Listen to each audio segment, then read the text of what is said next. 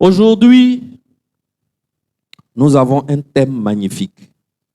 Le thème de cet enseignement, c'est le renouvellement par l'évangile. Est-ce que tu peux dire après moi, le renouvellement par l'évangile? Qu'est-ce que ça veut dire? Quand tu entends renouvellement, ça veut dire qu'il y a épuisement. Il y a quelque chose qui s'épuise. Et quand ça s'épuise, il faut renouveler. La marche chrétienne, la vie chrétienne, est une marche, est une vie où on s'use en route. On se fatigue en route.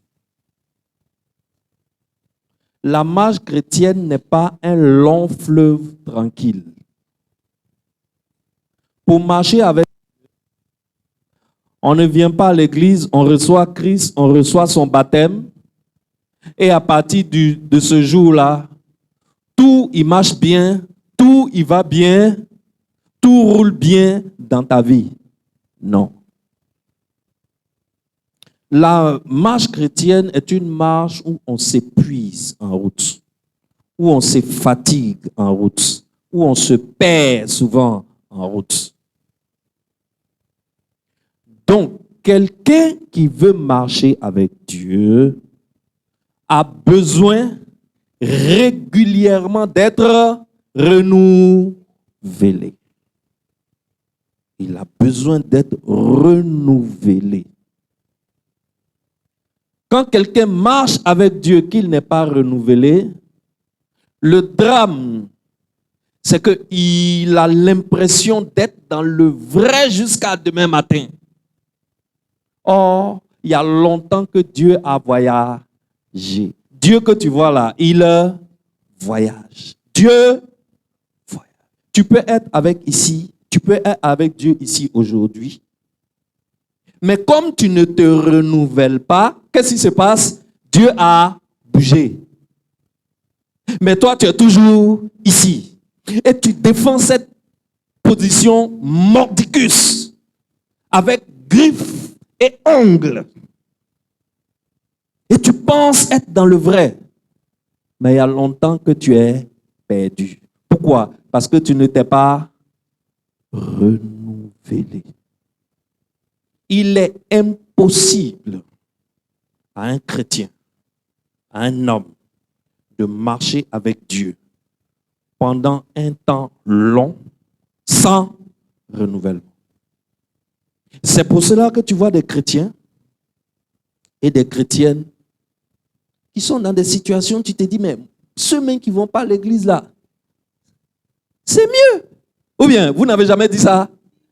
Tu dis, ceux mêmes qui ne vont pas à l'église là, ils sont mieux. Parce que le gars, il va à l'église, mais il ne se renouvelle. Il ne se renouvelle pas. Lisons le texte de base d'aujourd'hui. Le texte de base d'aujourd'hui, c'est Galates chapitre 1, versets 6 à 9. Je lis pour toi. Je m'étonne que vous vous détourniez si promptement de celui qui vous a appelé par la grâce de Christ pour passer à un autre évangile. Non pas qu'il y ait un autre évangile, mais il y a des gens qui vous troublent et qui veulent renverser l'évangile de Christ. Mais quand nous-mêmes, ça veut dire moi-même qui t'enseigne l'évangile aujourd'hui, même si moi-même, l'apôtre Paul, moi-même Paul, je viens, ou bien un ange du ciel vient et qu'il annonce un autre évangile que celui que nous avons prêché, qu'il soit anathème, ça veut dire qu'il soit maudit. Verset 9. Nous l'avons dit précédemment, et je le répète à cette heure. Si quelqu'un vous annonce un autre évangile que celui que vous avez reçu, qu'il soit anathème, qu'il soit maudit. Père, merci pour ta parole, que ton nom soit glorifié ce matin à travers ta parole et que ta puissance transforme une vie au nom de Jésus. Amen. Ici, l'apôtre Paul est en train de nous dire que En réalité, l'évangile n'a rien à voir avec le blablabla religieux qu'on a l'habitude d'entendre. Quelqu'un peut très bien dire de belles choses et accompagner ces belles choses avec des passages bibliques. Et les foules vont se lever pour l'applaudir. Mais il n'est pas en train d'enseigner l'évangile. On peut dire des belles choses en citant le nom de Jésus, en accompagnant ça avec des passages bibliques.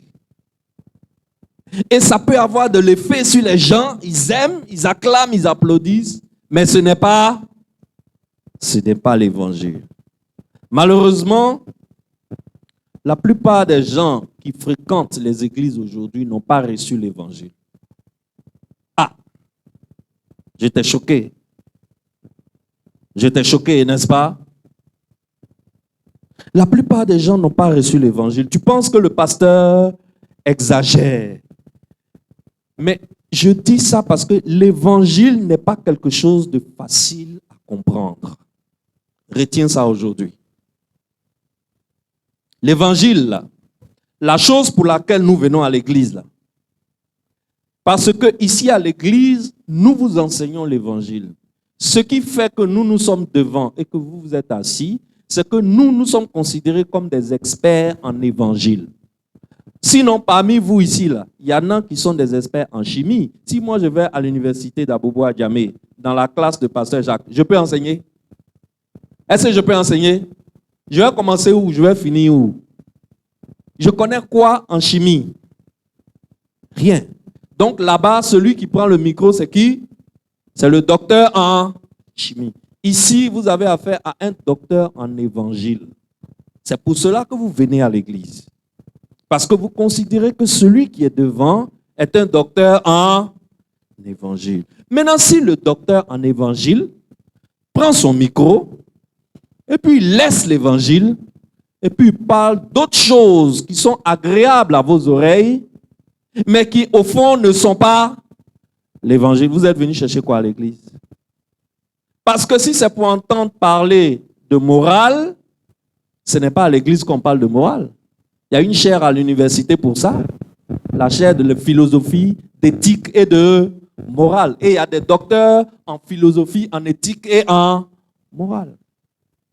Donc quand on vient à l'église, c'est pour l'évangile. Malheureusement, la plupart des gens à l'église n'ont pas reçu l'évangile parce que l'évangile est difficile à comprendre. Parce que pour comprendre l'évangile, c'est quelque chose dans lequel il faut être chaque jour. Est-ce que quelqu'un me comprend? Si tu veux comprendre l'évangile, tu dois être plongé et noyé dans l'évangile chaque jour et tu dois appliquer l'évangile dans ta vie chaque jour. Malheureusement, la plupart des gens n'ont pas la volonté pour faire ça. Ils n'ont pas la patience pour faire ça. Et ils ont le temps de faire d'autres choses, mais ils n'ont pas ce temps-là à consacrer à l'évangile. Parce que de nos jours, les gens sont pressés. On arrive à l'église. Il suffit qu'on détecte dans quelqu'un un talent spécial et qu'on lui confie une mini-responsabilité, une petite responsabilité. Dès le lendemain, le gars se prend déjà pour un expert en évangile. Et il arrête de se consacrer à la redécouverte quotidienne de l'évangile. Et il se voit déjà comme un enseignant de l'évangile. Bon, la chose là, elle n'est pas facile à comprendre. Tu n'as ni la volonté de t'asseoir pour essayer de comprendre, ni la patience d'essayer de comprendre, ni le temps. Tu ne veux pas consacrer le temps à l'évangile pour comprendre l'évangile, mais tu es pressé d'enseigner l'évangile. Quelle est la conséquence? La conséquence, c'est qu'en bout de chaîne, beaucoup de ceux qui sont censés annoncer l'évangile aux fidèles, eux-mêmes n'ont pas vraiment compris l'évangile. Donc, beaucoup de personnes arrive à l'église par la fenêtre de l'invitation sans être passé par la porte de l'évangile. Et quand ils choisissent de rester dans l'église, quand quelqu'un vient à l'église et qu'il choisit de rester dans l'église, les messages qu'on lui sert chaque dimanche, c'est des messages de prospérité, des messages de visa, des messages de voyage, des messages de prospérité au travail. Tu vas réussir, tu vas faire ci, tu vas faire ça. On chasse des démons. On chasse des démons aujourd'hui. On chasse des démons demain. Après-demain, on va chasser des démons. On fait les œuvres de puissance. Mais la seule chose que l'Église donne, qu'on ne peut pas trouver ailleurs dans le monde, c'est l'Évangile. Si tu ne donnes pas l'Évangile à quelqu'un qui vient à l'Église, qu'est-ce qui va se passer? Et voilà qu'on se retrouve avec des gens qui peuvent te citer le nom de plusieurs pasteurs, qui peuvent te citer le nom de plusieurs prophètes, qui peuvent te citer le nom de plusieurs églises, mais qui ne peuvent pas te dire qui Jésus est pour eux. Ils ne peuvent pas te le dire. Ces personnes-là ne savent rien de Jésus, sauf les récitations qu'ils ont l'habitude d'entendre dans les messages religieux. Écoute, je veux te dire quelque chose ce matin. Ce n'est pas parce que tu fréquentes une église et que tu ne loupes aucun culte que tu es devenu enfant de Dieu. Ce n'est pas parce que tu es nommé à la tête d'un département dans une église que tu es devenu chrétien. Non. Ce n'est pas parce que tu chantes bien dans le groupe musical d'une église que désormais tu as reçu le pouvoir de devenir enfant de Dieu. Non. Ce n'est pas parce que tu es dans le cercle d'influence d'un pasteur, tu fais partie des intimes d'un grand pasteur et que tu te promènes avec un grand pasteur à Abidjan que tu es devenu une nouvelle créature. Non. C'est pas parce que tu donnes beaucoup d'argent à un pasteur à l'église que tu es devenu enfant de Dieu. Pour devenir enfant de Dieu, tu dois recevoir l'évangile. Dis-moi amen. C'est-à-dire que pour devenir enfant de Dieu, c'est très simple. Tu dois recevoir l'évangile. Donc, ça nous amène à quoi? Tout ça nous amène à constater que nous devons savoir exactement l'évangile là, c'est quoi. On est obligé de savoir. Parce que de premier abord, l'évangile semble être quelque chose de très simple et facile à comprendre. Mais je viens de vous le dire ce matin, l'évangile n'est pas quelque chose de facile à comprendre. L'évangile, c'est la bonne nouvelle. Évangile veut dire bonne nouvelle. Mais quelle est cette bonne nouvelle? L'évangile n'est pas n'importe quelle bonne nouvelle. L'évangile, c'est la bonne nouvelle du salut des hommes. Et que dit Jean, chapitre 3, verset 16? Jean 3, 16 dit, « Car Dieu a tant aimé le monde qu'il a donné son Fils unique, afin que quiconque croit en lui ne périsse point, mais qu'il ait la vie éternelle. » Voilà la bonne nouvelle. La bonne nouvelle, c'est que, Dieu a décidé de sauver les hommes. C'est une bonne nouvelle ou bien ce n'est pas une bonne nouvelle? C'est une très bonne nouvelle. Nous étions morts. On ne va pas revenir dessus. On a parlé de ça plusieurs fois lorsque je vous enseignais sur la substitution, n'est-ce pas? Nous étions morts. Mais Dieu a décidé de ne pas nous laisser dans la mort. Il a décidé de nous sauver. Et quand Dieu a décidé de nous sauver, il n'a pas donné voiture. Il n'a pas donné maison. Il n'a pas donné bijoux. Il n'a pas donné les richesses de ce monde. Quand Dieu a décidé de sauver l'homme, il a donné quelqu'un. Et ce quelqu'un-là, c'est son Fils unique. Donc, la première partie de cette bonne nouvelle, c'est l'offre de Dieu. Pour sauver les hommes, Dieu offre qui? Il offre son Fils unique. La deuxième partie de la bonne nouvelle, c'est la faveur que Dieu nous fait d'accepter cette offre. C'est pour cela que la deuxième partie de Jean 3, 16 dit, « Afin que quiconque croit en lui ne périsse point, mais qu'il ait la vie éternelle. » C'est ça qui est la bonne nouvelle. Quiconque, désormais sur cette terre croit en la personne que Dieu a envoyée, il ne périra plus, mais il aura la vie éternelle. Et Jean 17,3 confirme cela en disant, or, la vie éternelle, c'est qu'ils te connaissent, toi, le seul vrai Dieu, et celui que tu as envoyé, Jésus-Christ. Alors, le message de l'évangile, là, qui est au centre? Qui est au centre? C'est Jésus. C'est Jésus qui est au centre, qui est le centre du message de l'évangile. Alors, c'est le fait que Dieu s'est fait homme. Il est venu parmi nous. Il est mort pour notre salut. Le troisième jour, il est ressuscité. Ça nous ouvre un univers de possibilités. Ça veut dire que, notre Dieu a vaincu la mort, puisqu'il est mort, mais le troisième jour, il a repris la vie qu'on lui avait arrachée. Ça veut dire que désormais, il a vaincu la mort, qui est notre pire ennemi. Qu'est-ce que l'homme craint plus que tout sur la terre? C'est quoi? C'est la mort. C'est la mort. Quand moto est en train d'arriver, tu cours. Pourquoi?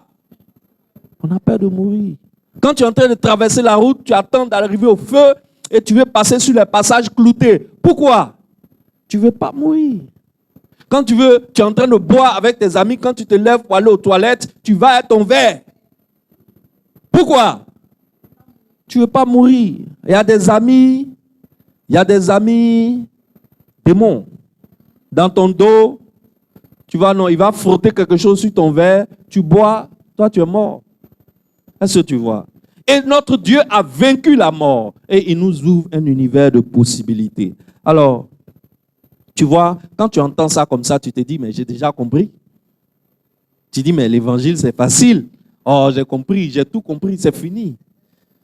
En réalité, ce que je viens de te dire en 3 phrases là, ça a des implications et des applications dans ta vie dont tu n'as pas idée. Que dit 1 Thessaloniciens chapitre 1 verset 4 à 5? 1 Thessaloniciens 1, 4 à 5 dit: nous savons, frères bien-aimés de Dieu, que vous avez été élus. Notre évangile ne vous ayant pas été prêché en parole seulement, mais avec puissance. Si c'est ta Bible, souligne, mais avec puissance, avec l'Esprit Saint et une pleine persuasion. L'évangile vient avec quoi? Avec puissance. Cette petite chose que je viens de te dire là, l'homme était mort parce que nous avons péché. Dieu s'est fait homme, il est venu sur la terre, il a remplacé les hommes à la croix, il a payé le prix de nos péchés. Le troisième, il est mort, on l'a enterré. Le troisième jour, il est ressuscité. C'est ça la bonne nouvelle de l'évangile. Mais quand cette bonne nouvelle est proclamée, il y a quoi?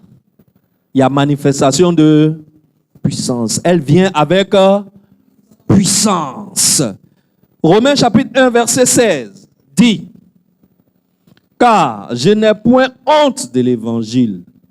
C'est une puissance de Dieu pour le salut de quiconque croit, etc., etc. C'est quoi? L'évangile est quoi? L'évangile est une puissance. L'évangile est une puissance. L'évangile n'est donc pas quelque chose de statique. L'évangile est quelque chose de dynamique. Parce que l'évangile est une puissance. L'évangile vient en puissance et pas seulement en parole. Et comme l'évangile vient en puissance, l'évangile porte des fruits dans la vie des hommes. L'évangile renouvelle. L'évangile impacte des vies. Et l'évangile transforme des vies. Romains 1, 8 et 15. L'apôtre Paul dit: je rends d'abord grâce à mon Dieu par Jésus-Christ au sujet de vous tous, de ce que votre foi est renommée dans le monde entier. L'apôtre Paul est en train de parler aux chrétiens de Romains. les chrétiens de Romains, tu lis bien dans la Bible, c'était l'une des meilleures églises de toutes les églises que l'apôtre Paul a implantées. C'était des gens les plus fidèles. Les chrétiens de Romains n'étaient pas comme les chrétiens de Corinthiens. Les chrétiens de Corinthiens sont comme les chrétiens d'aujourd'hui. Ils sont dans les œuvres de puissance. Ils sont dans les dons spirituels. Ils font tomber les gens sous onction. Ils font le parler en langue. Ils font ci, ils font ça. Mais l'évangile, il ne donne pas. Il ne pratique pas. Il n'applique pas. Mais les chrétiens de Romains étaient des gens qui ne jouaient pas avec l'évangile. Mais qu'est-ce que l'apôtre Paul leur dit? Lisons le verset 15. Il dit, « Ainsi, j'ai un vif désir de vous annoncer l'évangile à vous qui êtes à Rome. » L'apôtre Paul veut annoncer l'évangile à qui? À des gens qui entendent déjà l'évangile. À des gens qui pratiquent déjà l'évangile. À des gens qui appliquent déjà l'évangile dans leur vie de chaque jour. C'est à eux qu'il veut annoncer l'évangile. Pourquoi? Parce que nous avons besoin d'écouter l'évangile, de réécouter l'évangile, de réécouter, de réécouter, d'écouter l'évangile, d'écouter et d'écouter encore l'évangile. Paul nous parle ici de ce qu'on appelle l'affluence de l'évangile. L'affluence, ça veut dire le mouvement puissant de quelque chose qui coule. L'évangile est donc comme quelque chose de puissant qui est en train de couler puissamment. Alors, il s'agit de contempler l'évangile encore et encore jusqu'à ce que nos vies reflètent totalement ce que nous sommes en train d'écouter. Donc, pour que la puissance de l'évangile se mette en action dans la vie de quelqu'un, cette personne doit être exposée à l'évangile encore et encore. Ça veut dire que l'évangile n'est pas la porte d'entrée de la marche avec Dieu. Et puis dès que tu es rentré, l'évangile s'arrête, tu passes maintenant à des choses plus puissantes. Non. C'est dans l'évangile qu'on court toute sa vie quand on marche avec Dieu. Alors, que dit Colossiens chapitre 3, verset 16? Colossiens 3, 16 dit: que la parole de Christ habite parmi vous abondamment. Instruisez-vous. Bishop, on dit quoi? L'apôtre Paul nous dit quoi? Instruisez-vous. Église là, on ne vient pas s'asseoir dimanche, après dimanche, mercredi, après mercredi, sans s'instruire. Quand tu fais ça, tu t'épuises. Tu vas t'user en route. Au milieu de la route, tu vas te fatiguer. Le temps où tu vas te rendre compte, tu as commencé à vivre pire qu'un païen. Pourquoi? Parce que tu ne t'es pas instruit, tu ne t'es pas renouvelé. Instruisez-vous, exhortez-vous les uns les autres en toute sagesse, par des psaumes, par des hymnes, par des cantiques spirituels, chantant à Dieu dans vos cœurs sous l'inspiration de la grâce. Pour nous résumer, Paul est en train de nous dire tout simplement que notre vie doit être inondée par l'évangile. Ça veut dire que notre être tout entier doit être modelé et façonné par l'évangile. Donc, on ne vient pas écouter l'évangile. Et puis après, on prend l'évangile, on met dans un tiroir, on ferme. Et puis, on fait ce qu'on veut dans la vie, dehors, dans le monde. Et puis dimanche, on revient, on ouvre le tiroir, on prend l'évangile, on met dans la poche, et puis on vient s'asseoir au culte encore pour écouter l'évangile. Non. L'évangile doit être présent dans notre vie chaque jour, si tu veux. C'est une question de volonté, hein, les gars. Tu peux choisir aussi de venir à l'église pour faire décoration. Ça aussi, c'est ton choix. Mais en réalité, si tu veux que la puissance de l'évangile se déclenche dans ta vie, tu dois contempler l'évangile et être exposé à l'évangile encore et encore, jour après jour. Et quand tu es exposé à l'évangile, ce que tu as entendu là, tu dois faire quoi? L'appliquer. C'est seulement lorsque ce que tu entends, tu commences à l'appliquer, que la puissance de l'évangile commence à se manifester dans ta vie. Voilà pourquoi je t'ai dit, beaucoup de personnes sont à l'église, mais ils n'ont jamais entendu ou bien ils n'ont jamais manifesté la puissance de l'évangile. Parce qu'ils n'ont pas le temps pour l'évangile. Pour eux, là, l'évangile, c'est le travail du pasteur. De toutes les façons, le pasteur va m'enseigner dimanche. Et le reste du temps, de lundi à samedi, on vit pire qu'un païen. Et dimanche, on fait ressortir l'évangile et on vient à l'église, on vient s'asseoir pour écouter. Et on n'est pas prêt à l'appliquer. Ok, il faut savoir que la puissance de l'évangile aussi, ce n'est pas pour toi. Tu ne verras jamais la puissance de l'évangile se manifester dans ta vie. Or, la puissance de l'évangile, c'est la transformation. C'est le renouvellement. Tout ce que tu fais doit être en accord avec l'évangile. L'évangile n'accomplit pas son travail de renouvellement quand on ne cherche pas à le comprendre dans toutes ses vérités et quand on ne cherche pas à l'appliquer dans tous les domaines de notre vie. Non. Tu seras comme tout le monde, quelqu'un qui écoute et qui oublie, et qui revient dimanche prochain, qui écoute encore et qui oublie. Ce qui fait que beaucoup d'entre nous, nous vivons autour de la vérité de l'évangile sans vraiment saisir la vérité de l'évangile. Alors nous avons besoin réellement de comprendre l'évangile pour vivre l'évangile. Parce que entendre l'évangile sans vivre l'évangile, ça veut dire que tu n'as pas compris l'évangile. L'évangile est une puissance de transformation et de renouvellement. Quelqu'un qui mange l'évangile chaque jour, ça peut lui arriver de tomber accidentellement dans le péché. Mais il ne peut pas se vautrer dans le péché, prendre fauteuil et s'asseoir dans le péché et vivre dans le péché et sentir le parfum du péché sur sa vie. Quand tu contemples l'évangile chaque jour, tu es exposé à l'évangile chaque jour et tu appliques l'évangile dans tous les domaines de ta vie. Oh, il peut arriver que tu tombes parce que nous avons tous une nature pécheresse. Mais tu ne vas pas prendre siège pour t'asseoir là. Quand on est façonné par l'évangile, il peut arriver qu'on trébuche. Mais ce qui se passe, c'est que juste après, on se ressaisit et on se répand. Un fils de Dieu ne rentre pas dans le péché comme un fils de ce monde. Les fils de ce monde, quand ils rentrent dans le péché, ça ne leur fait ni chaud, ni froid. Mais un fils de Dieu, quand il veut rentrer dans le péché, là, il a la chair de poule.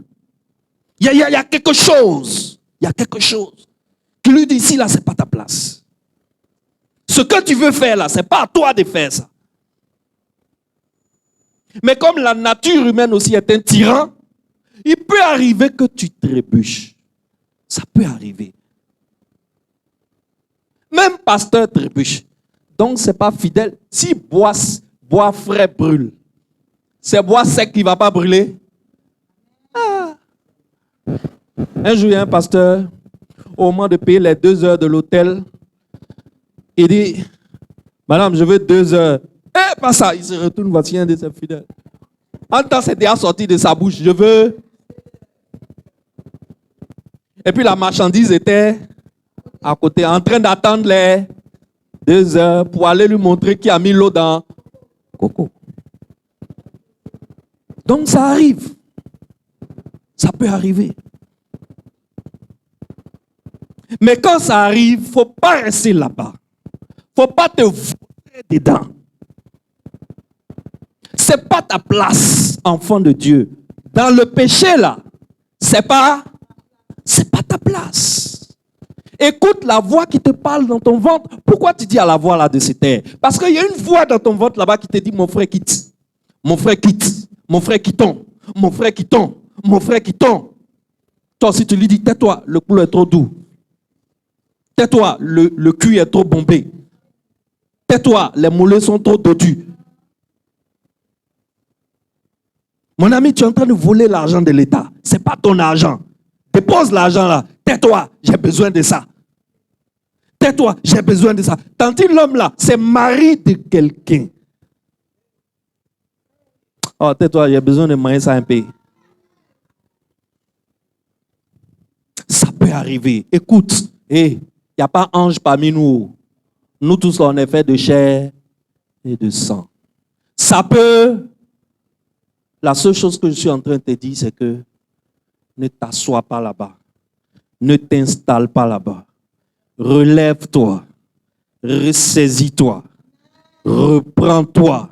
Là-bas, là, ce n'est pas ta place. Il ne faut pas chercher des arguments qui ne tiennent pas en rejetant la faute sur les autres. Ou alors, c'est la faute à mon papa. Mon papa aimait femme. Donc, dans notre famille, là, c'est un lien ancêtre. Donc, laissez-moi où je suis là. Non, ce n'est pas ta place. C'est pas. Tu es tombé, oui, mais relève et continuons le combat. Un soldat peut être blessé à la guerre. Est-ce que ça veut dire que la guerre est finie? Non.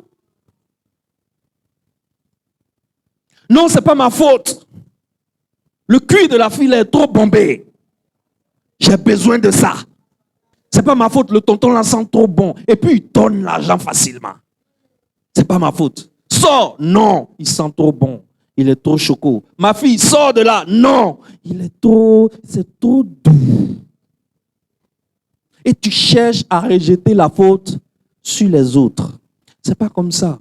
Si tu fais ça, ça veut dire que tu ne vis pas une vie qui est façonnée par l'évangile.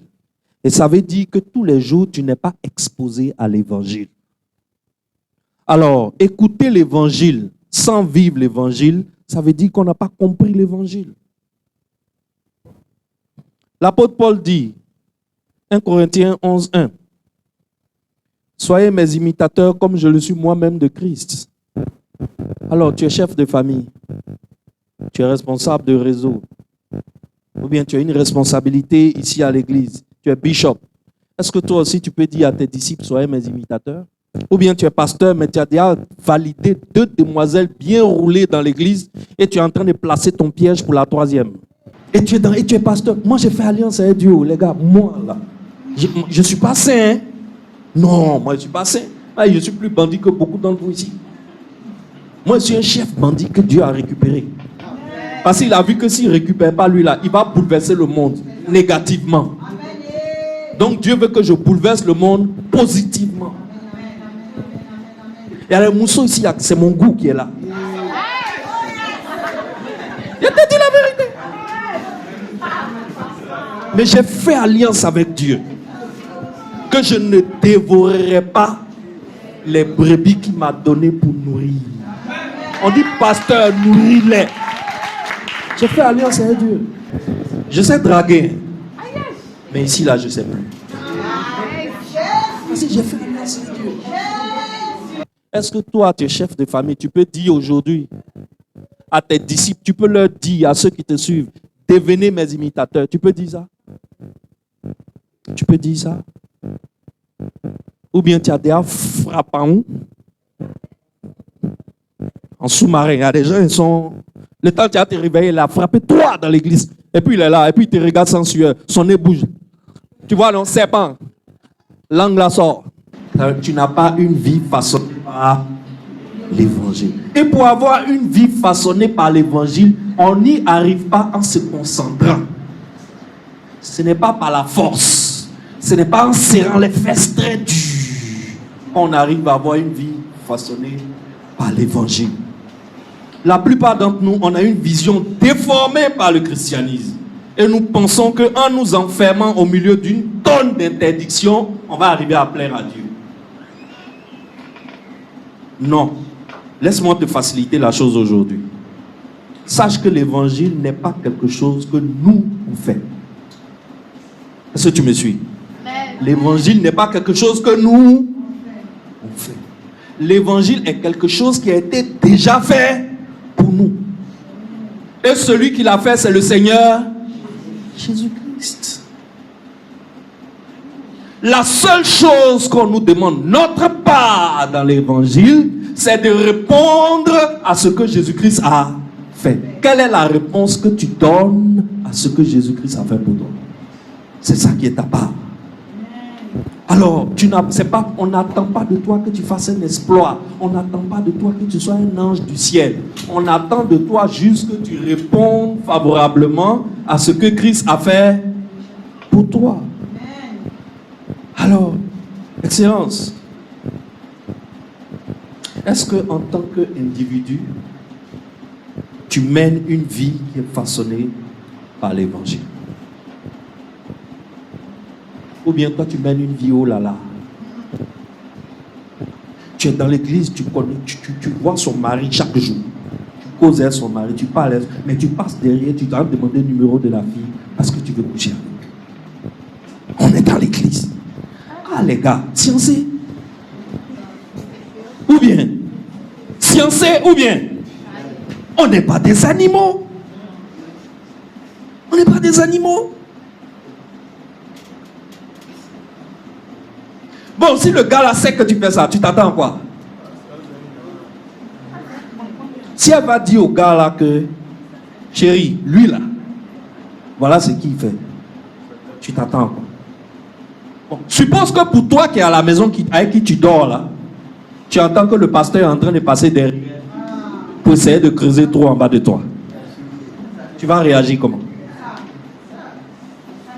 La règle d'or que Jésus-Christ nous a enseignée: ne fais pas aux autres ce que tu n'aimerais pas qu'on te fasse. Tu es dans l'église. On sait que tu dors avec une femme à la maison. On est au courant. On dit rien, on sait. La seule chose que moi je fais, c'est de vous emmener à faire quoi?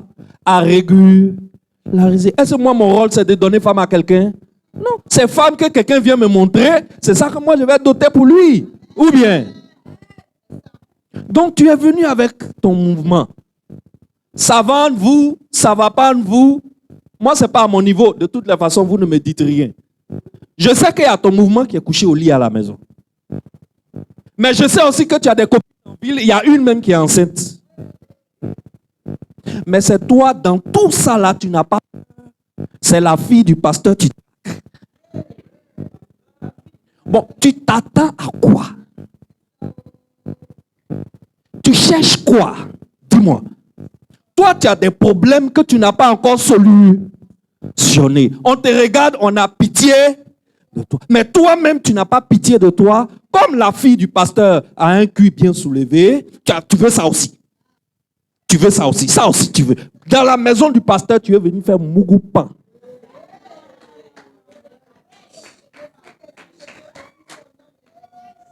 Parce que la fille du pasteur, là, est-ce que c'est pour l'épouser?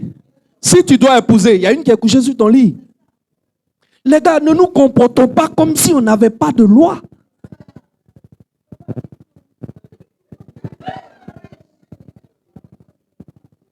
Ne nous comportons pas comme des animaux. Moi, je ne crois pas en mettre quelqu'un sous discipline. Je ne crois pas en ça. Vous savez pourquoi je ne crois pas en ça? Je viens de témoins de Jéhovah. Eux, ils ont fini à discipline. Évangélique ne sait pas mettre l'homme sous discipline. Quand témoin de Jéhovah te met sous discipline, tu as envie de te suicider.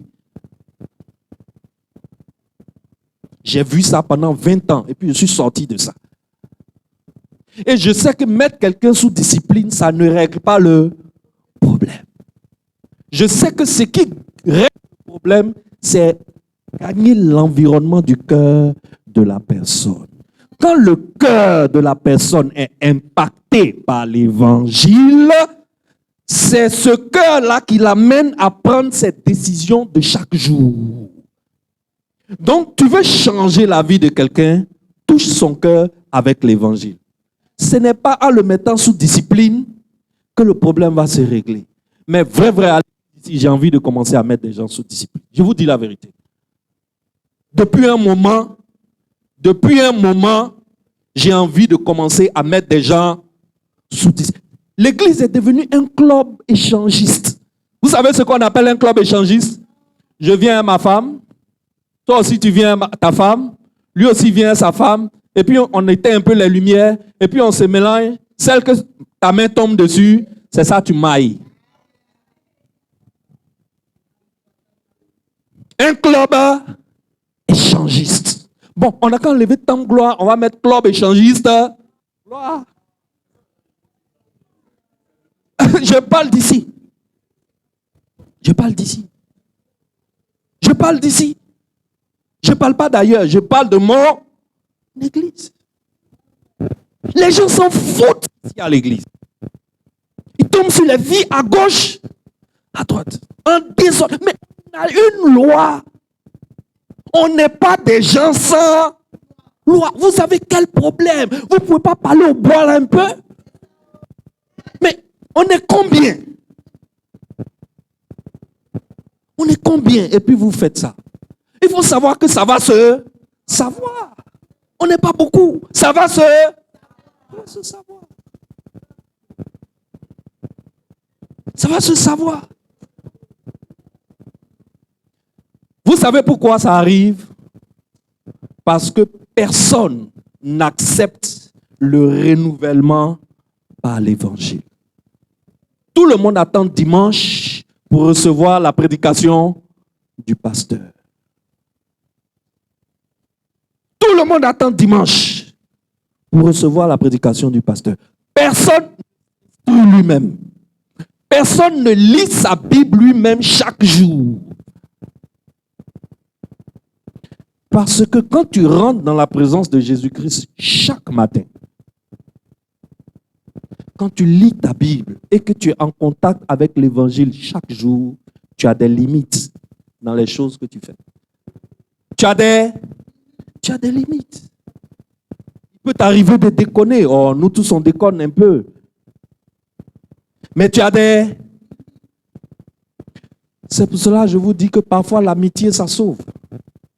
Il faut avoir des amis chrétiens. Il faut avoir des amis qui sont convertis.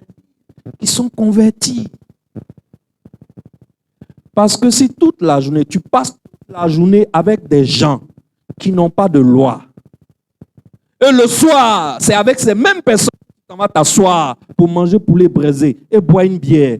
Quelqu'un, tu as problème avec ta femme, tu t'en vas le voir, le conseil qu'il te donne, c'est que, Joe, c'est parce qu'elle est la seule go dans ta vie qu'elle fait ça. Alors il ne dit pas qu'il faut la laisser. Il dit qu'il faut prendre 2 ou 3 autres go. Elle va voir, elle va te respecter. Et pareil, tu manges dans le même trou tous les jours. Change un peu de trou, tu vas voir. Elle va changer. Bon, quelqu'un qui te donne conseil comme ça. Et tu continues de le fréquenter. Tu continues de le fréquenter. Tu t'es oublié ou bien? Tu sais d'où tu viens? Tu sais tu es l'enfant de qui? Tu sais sous quelle alliance tu marches? Tu sais sous quelle tente tu dors? Quand tu dors la nuit, tu sais qui met sa main au-dessus de toi comme ça? Tu crois que c'est le même démon là? Non. Toi, il y a l'ange de l'Éternel qui vient pour mettre sa main au-dessus de toi. Quand tu dors. Écoute, si un soldat tombe, si un frère de l'église tombe, il chute, il trébuche, il a péché, et qu'il a un ami converti qui est dans l'église, son ami ne va jamais le lâcher et l'abandonner. Lorsque tu tombes, ta Bible qui est dans ton étagère là, ça ne va pas quitter là pour venir te visiter, pour te secourir. Les gros livres de théologie qui sont dans ton étagère ne vont pas descendre de leur étagère pour venir te secourir. C'est un de tes frères qui va voir que, ça ne va pas chez Prisca. Prisca a changé. C'est lui qui va se lever, qui va te visiter, t'encourager, te remodeler, etc., jusqu'à ce que ta blessure guérisse que tu cicatrises et que tu sois encore prêt pour te lever, pour venir et on va faire la guerre des âmes. Alors, où est-ce que tu as tes amis, toi?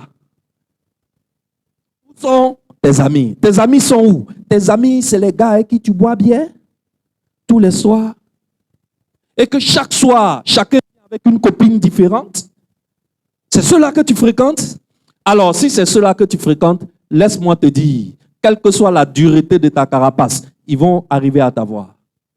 Tu vas devenir exactement comme eux.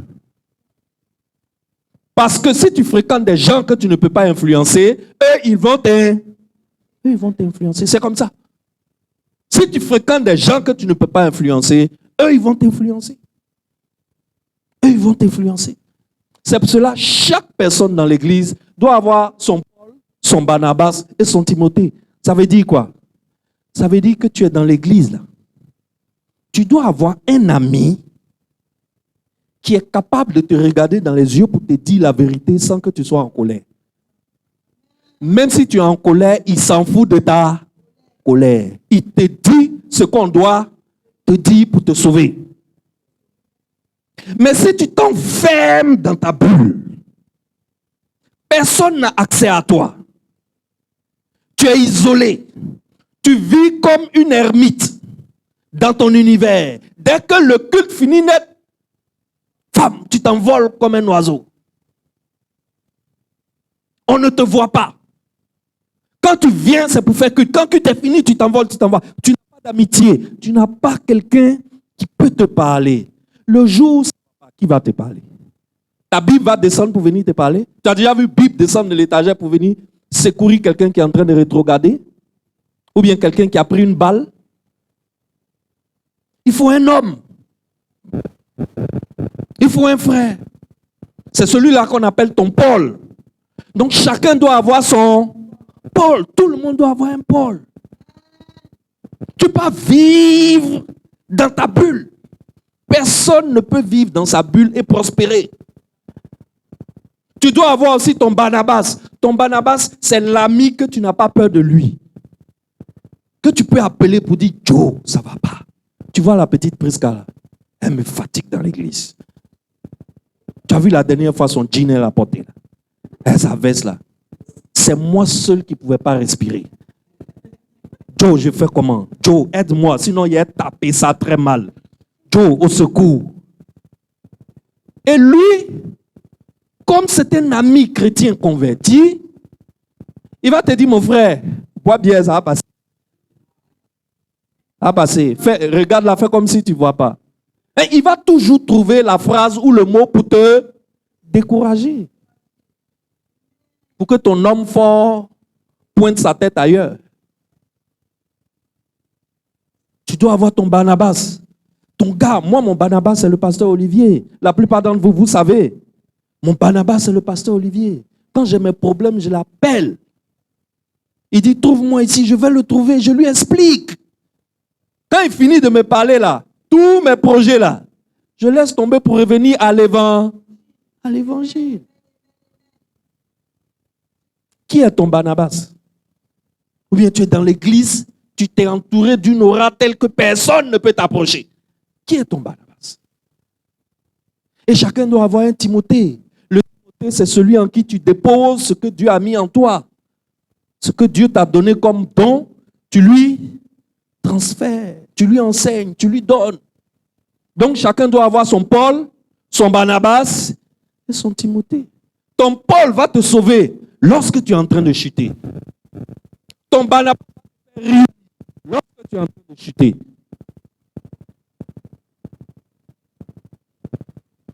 Et ton Timothée est là pour que tu lui dises, petit, la vie chrétienne, là, c'est pas facile, hein? Tu n'es pas obligé de tout lui expliquer, mais tu prends ton expérience pour lui donner conseil. Excellence, la vie chrétienne est de telle sorte que si tu n'es pas renouvelé sur ton chemin, tu vas te fatiguer, tu vas t'user, tu vas chuter, et là où tu as chuté, tu vas rester là-bas. Tu vas rester là-bas. Regardez, beaucoup d'entre nous à l'église ici, on est en train de s'installer dans la boue. On est en train de prendre chaise pour s'asseoir, où on est tombé. Il y a beaucoup ici, quand ils sont venus à l'église, ils sont avec des femmes. Moi, je suis en train de les encourager à régulariser avec cette femme. Des gens qui ont leur vie avant de te rencontrer. Tu ne vas pas leur dire, jette ta femme parce que tu as rencontré Jésus. Non. Je suis en train de les encourager à régulariser leur situation avec leur femme. Pendant que moi, je prie pour eux,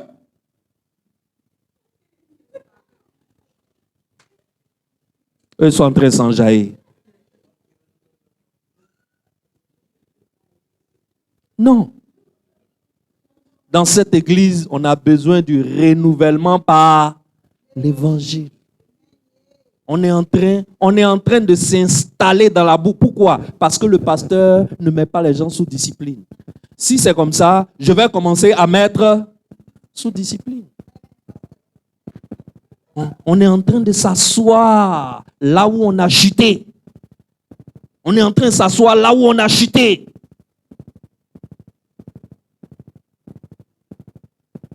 Si Dieu ouvre mes yeux tout de suite pour voir le nombre de filles que tu as tapées ici, est-ce que ça va t'arranger? Ou bien que tu veux taper? Non, les gars. Non, les gars. On est dans quelque chose de très sérieux. On est dans ce qu'on appelle le salut. Le salut. Le salut, c'est la vie éternelle. On ne s'amuse pas avec ça. Je n'aurai pas le temps de vous en parler le dimanche prochain. C'est pour cela que je prends le temps. Je sais que beaucoup d'entre vous, vous êtes parce que l'heure est passée. Mais le dimanche prochain, je n'aurai pas le temps de vous en parler parce que dimanche prochain, je dois vous annoncer la vision 2024. C'est-à-dire, où va l'Église en 2024. Donc, on ne pourra plus parler de ce sujet. Le dimanche prochain, je serai au Maroc. L'autre dimanche, je serai au Maroc. Je profite pour dire ce que le Saint-Esprit m'a convaincu de vous dire aujourd'hui. Alors, c'est parce que je ne suis pas un pasteur légaliste qu'on peut tout se permettre dans l'Église. Légaliste, ça veut dire quoi? Les gens qui appliquent la loi sans la grâce. La loi sans la grâce, ce n'est pas l'évangile, Bishop. On est d'accord? On ne fait pas ci, on ne fait pas ça. Si tu fais ça, tu iras en enfer, etc., etc. Je ne viens pas ici tous les dimanches pour dire arrêtez l'adultère, arrêtez la fornication, arrêtez de fumer, arrêtez de boire. Est-ce que j'ai le temps de ça? Non, je n'ai pas le temps de ça. Celui qui fait ça, c'est un légaliste. Le légalisme, là, ce n'est pas l'évangile. L'autre côté de l'évangile, c'est la grâce. La grâce, c'est où on dit, je suis déjà sauvé. Quel que soit ce que je fais, je ne peux pas perdre mon salut. Donc, tout est autorisé. Ça aussi, ce n'est pas l'évangile. On appelle ça le relativisme. Le laxisme. Le laxisme aussi, ce n'est pas l'évangile. Jean 1, 14. L'évangile est plein de grâce et de vérité. Vérité plus grâce égale évangile. La vérité seule, prise à part, ce n'est pas l'évangile. Ça s'appelle du légalisme. C'est la plupart de ces églises-là où on met les gens sous discipline chaque dimanche matin. Ils sont dans le légalisme. Dès qu'on entend que tu as fait quelque chose, on t'appelle, on te met sous discipline. Dimanche matin, on vient, on annonce désormais le frère tant. Il est sous discipline pour 6 mois. Ça, c'est le légalisme. Ça ne fait pas changer quelqu'un. Ce qui fait que les gens sont dans les églises, ils ont double vie. Ils ont la vie que tu connais dimanche, et puis ils ont les grands écarts à Abidjan. À cause du légalisme. L'autre côté aussi, avec le relativisme. Oh, ce qui est sur Jésus est déjà mort pour nous, mes péchés sont pardonnés, je peux tout me permettre. Ça aussi, ce n'est pas l'évangile. L'évangile, c'est la vérité plus la grâce. Et moi, j'ai décidé d'appliquer dans cette église la vérité plus la grâce. C'est ce qui fait que je dis, je ne mets pas quelqu'un sous discipline. Je parle au cœur de quelqu'un, je ne le mets pas sous discipline. Mais les gars veulent m'emmener à devenir un pasteur légaliste parce qu'ils se permettent tout et n'importe quoi ici. Je viens vous annoncer aujourd'hui que c'est terminé la récréation. C'est terminé la récréation. Les conneries. Quand j'entends, je mets le gars sous discipline. Direct. Et puis je viens devant ici, j'annonce. Il faut arrêter un peu. On s'amuse trop. C'est pas comme ça, la marche avec Dieu. C'est pas comme ça. La marche avec Dieu, c'est pas comme ça. On ne veut pas être des légalistes, mais il ne faut pas devenir aussi des relativistes. Une église où tout est autorisé. Non, il faut que ça s'arrête. Excellence, nul n'est parfait. Moi-même qui vous parle, je ne suis pas parfait. J'ai mes démons aussi. Plus tu es élevé, plus ton démon est gros. Mon démon est plus gros que toi, ton démon. Mais je m'efforce de vivre une vie façonnée par l'évangile. Ce n'est pas en serrant les dents. Ce n'est pas en serrant les fesses. Ce n'est pas en se concentrant. C'est juste en se rappelant que je n'ai rien d'autre à faire que d'essayer de ressembler à celui qui a tout fait pour moi. La petite là que je vais tacler là. Est-ce que si c'était Jésus son pasteur, est-ce qu'il allait la tacler? Non. Donc, je ne la tacle pas. Je ne dévore pas mes brebis. Je ne dévore pas mes brebis. Est-ce que toi aussi tu peux dire ça? Des gens que je connais qui ont femmes qui sont couchées sur leur lit, mais qui sont dans l'église, qui vont à gauche et à droite. N'importe comment, sans aucun respect pour le pasteur qui est sur leur église. Il faut que ça s'arrête. La femme avec qui tu es venu à l'église ici, là, permets-moi de t'emmener avec cette femme jusqu'au mariage. Je n'ai pas dit que ça sera facile, mais je dis que c'est possible. Avec la foi, c'est possible. Maintenant, on est en route, toi, tu veux changer de femme. Ou alors, tu ne veux pas changer de femme, tu veux garder celle que je connais, mais tu veux goûter à gauche, tu veux goûter à droite. Tu ne fais pas ça dehors, tu viens faire ça dans mes narines. Quand même. Amen. Permettez que nous soyons renouvelés par l'évangile. Excellence, il y a des moyens d'être renouvelés par l'évangile. Les moyens qui existent d'être renouvelés par l'évangile, c'est d'avoir une bonne définition de ce qu'on appelle l'évangile. De ne pas être en train de courir dans un couloir qui n'a rien à voir avec l'évangile et croire que c'est l'évangile. Les moyens d'être renouvelés par l'évangile, c'est de lire sa Bible chaque jour. Être exposé à l'évangile chaque jour. S'exposer soi-même à l'évangile chaque jour. Moi, je ne peux pas vous voir chaque jour. Mais toi, tu peux prendre les prédications du pasteur qui sont sur YouTube pour écouter chaque jour. C'est en ton pouvoir. Ce sont les moyens. La foi, quelle est la foi que tu as en Jésus-Christ? Qui est Jésus-Christ pour toi? Est-ce que tu jettes tout ton poids sur Jésus-Christ ou bien tu jettes juste un peu et puis tu gardes l'autre côté? Avec quel cœur vas-tu vers Jésus?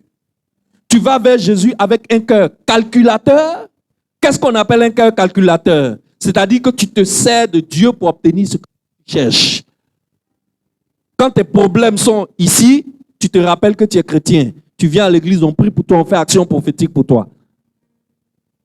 Mais dès que tout va bien, la première demoiselle qui a quelque chose d'un peu rond, qui s'agite devant toi comme ça, tu frappes. Sans gêne et sans scrupule. Et parfois, elle est à l'église avec toi. Excellence. La foi, la repentance et les amitiés. Il faut avoir de bons amis. L'amitié, ça sauve. Un ami qui quittera sa maison pour venir t'aider, pour venir prier pour toi, pour venir t'encourager. Ta Bible ne va jamais descendre de l'étagère pour venir prier pour toi. Il faut avoir des amitiés à l'église. Moi, quand je viens à l'église, quand je vois Jean-Pierre, je dois savoir qui est le club de Jean-Pierre. Qui sont les proches de Jean-Pierre? Qui peut parler à Jean-Pierre? Et même s'il s'énerve, ça ne va pas quelque part. Est-ce qu'on s'est compris? Amen. Est-ce qu'on s'est compris? Amen. Est-ce qu'en 2024, vous promettez que ça va changer? Est-ce qu'en 2024, vous promettez que ça ne sera plus le club échangiste gloire, mais que ça sera réellement le temple gloire? Est-ce qu'en 2024, on va laisser l'évangile nous renouveler et qu'on ne va pas prendre chaise pour s'asseoir là où on est tombé? Est-ce que vous me promettez? Si tu promets, lève la main. Lève la main. Acclame pour toi-même dans le nom puissant.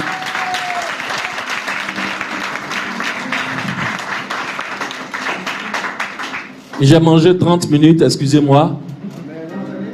Mais je suis en train de vous dire mes dernières paroles avant de voyager. Quand tu prends l'avion là, tu sais que tu t'en vas, tu ne sais pas quand tu vas venir. Amen. Dieu est fidèle, non? Je sais que je vous laisse dans les mains d'un bon Père. Je vous laisse dans les mains d'un bon Père. Un Père très aimant. Amen. Que 2024 ne soit pas comme certaines choses que j'ai vues en 2023. Que Dieu vous bénisse. Est-ce qu'on peut prier? Prions. Père éternel, nous venons déposer nos fardeaux à tes pieds.